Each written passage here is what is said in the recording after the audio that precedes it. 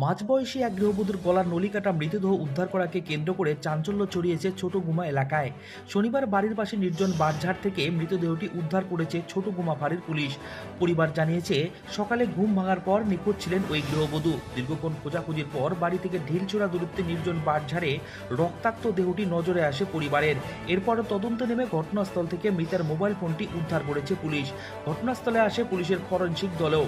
অসম বাংলার সীমান্তবর্তী এলাকা ঘেঁষা ছোট গুমা এলাকায় এই নৃশংস খুনের ঘটনায় চাঞ্চল্য ছড়িয়েছে এলাকায়। খুনের কারণ নিয়ে তৈরি হয়েছে ধোঁয়াশা। পুলিশ জানিয়েছে, মৃতার নাম সম্মতি চৌধুরী, বয়স ৩৯ বছর। ওই মহিলার স্বামী কর্মসূত্রে গুয়াহাটিতে থাকেন, ছেলেও কর্মসূত্রে কোচবিহারে থাকেন। বাড়িতে শাশুড়ি, দেওর এবং তার স্ত্রীর সাথেই থাকেন ওই মহিলা। ঘটনাকে কেন্দ্র করে রীতিমতো চাঞ্চল্য ছড়িয়েছে সংশ্লিষ্ট এলাকায়।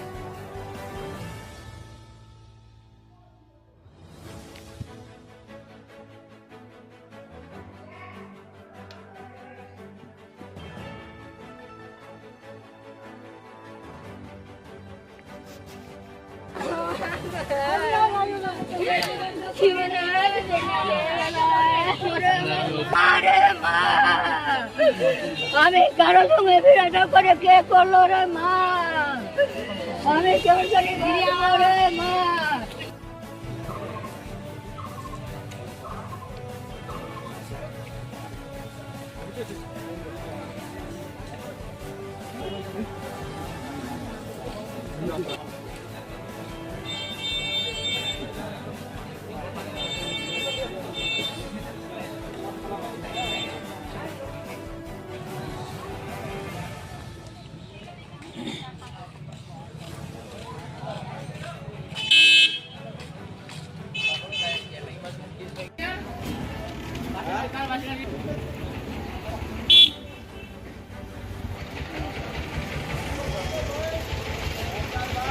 তোমার বাইক বাইরে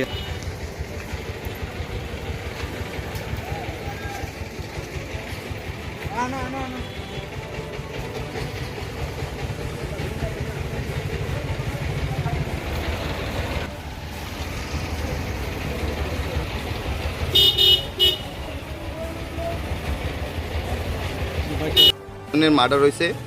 তো ওইটা হলো মুন্নি চৌধুরীর মিসেজের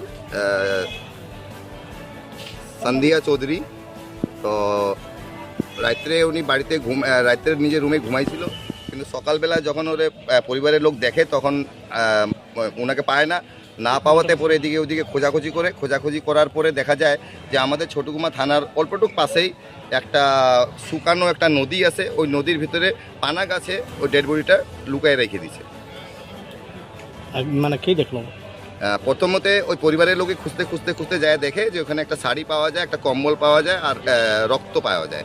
সেই হিসাবে সন্দেহ করা হওয়ার পরে পুলিশকে খবর দেয়, পুলিশ আসে, এখন ডেড বডিটা উদ্ধার করছে। আচ্ছা, মানুষ কি সন্দেহ করছে? এটা মানে ওনাদের স্থানীয় লোকও বা ওনার পরিবারের লোক ফুলরূপে মার্ডার করছে যে নিজস্ব লোকের ভিতরে কেউ না কেউ এটার মধ্যে জড়িত আছে। তো এখনো তো রিকভারি মোড সম্পূর্ণ হয়নি, এত দেরি হচ্ছে। তো না, এই দেরি হওয়ার কারণটা হলো যে আমাদের এখানে আমাদের ছোটগুমাটা আগমনী সার্কেলের আন্ডারে পড়ে। তো আগমনী সার্কেল অফিসার হরেকৃষ্ণ ডেকা স্যার আসতে বহুত দেরি করলেন, সেই জন্য দেরি হচ্ছে।